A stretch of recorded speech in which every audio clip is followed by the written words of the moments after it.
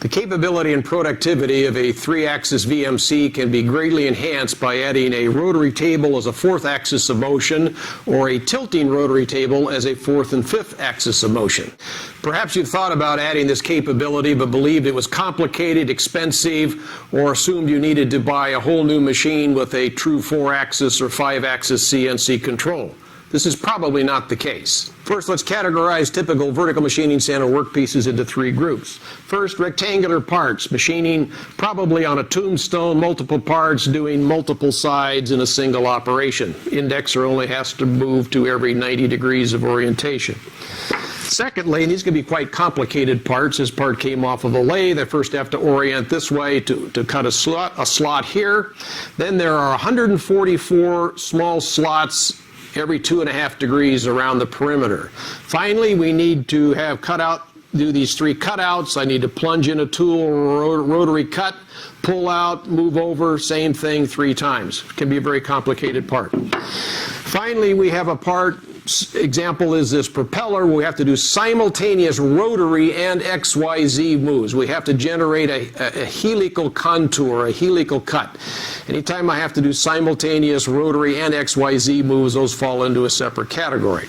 If your parts are anything like these first 2, then adding a 4th axis of motion or even a 4th and 5th axis of motion to any of your existing vertical machining centers is quite easy and quite affordable.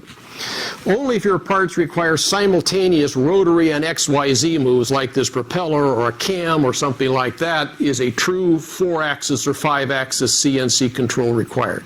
This is our AccuSmart control. It will drive a rotary table to any of 360,000 positions around a circle. It will drive you for doing slow feed rate rotary cutting. The only thing you can't properly do with the AccuSmart is make simultaneous rotary and XYZ moves.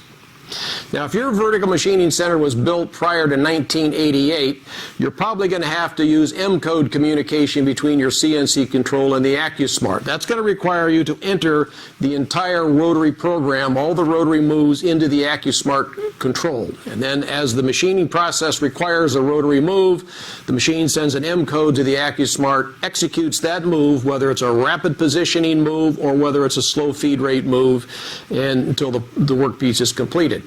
If your machine was built since 1988, it probably has the capability to communicate with the CNC control between the CNC and the AccuSmart via an RS-232 line.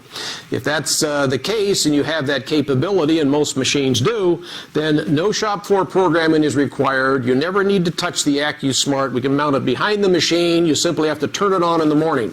All your programming for your XYZ and your 4th axis rotary moves, as well as 4th and 5th axis rotary and tilting moves, can all be programmed and stored in your standard 3-axis CNC machine control.